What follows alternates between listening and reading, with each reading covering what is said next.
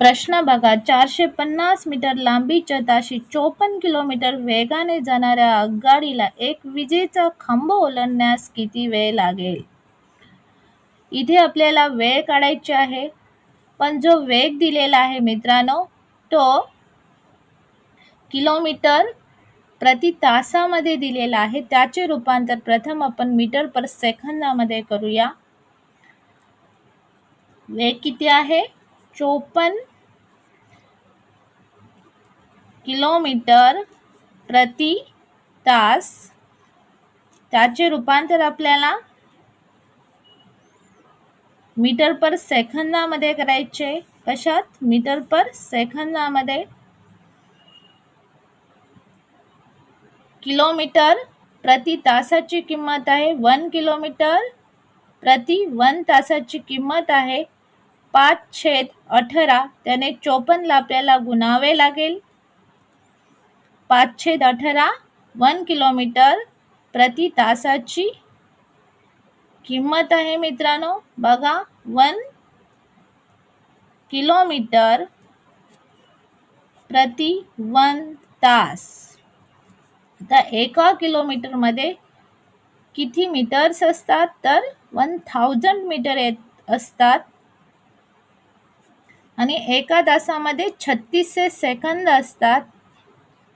ह्या शून्याला हा शून्य गेला, हा शून्याला हा शून्य गेला. 2×5 = 10, 2×2 = 16. बघा, 1 किलोमीटर प्रति 1 तासाची किंमत आलेली आहे 5/18. म्हणून इथे आपण 54 गुणलेला आहे 5/18 गुणूया. 18×1 = 18, 18×3 = 54, 5×3 = 15 मीटर पर सेकंद. हा जो वेग आहे तो मीटर पर सेकंदामध्ये त्याचं रूपांतर केलेलं आहे. त्यानंतर आपण सूत्र वापरूया. इथे आपल्याला वेळ काढायचे आहे.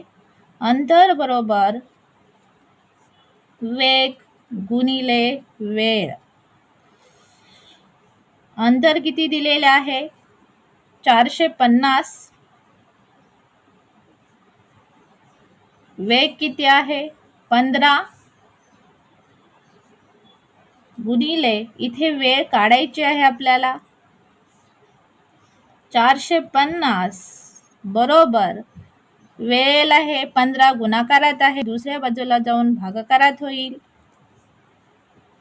बरोबर वेळ 15×1 = 15, 15×3 = 45, 15×0 = 0.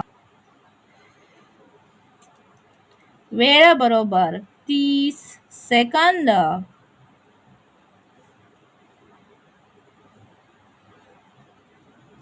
हे या प्रश्नाचं उत्तर आलेलं आहे.